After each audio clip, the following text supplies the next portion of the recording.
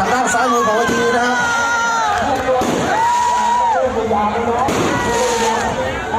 ฉลองงานหลวงพ่อด้วยกันค่ะหลวงพ่อเสริมนะคะวัดนี้ประจำปี2568จ้าโอ้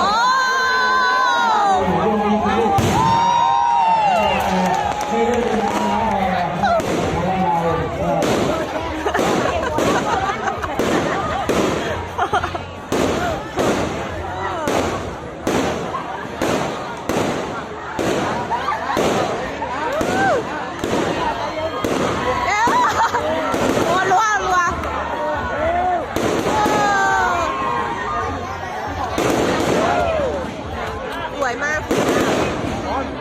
มาชมฉลองหลวงพ่อซึมด้วยกันนะคะทุกคน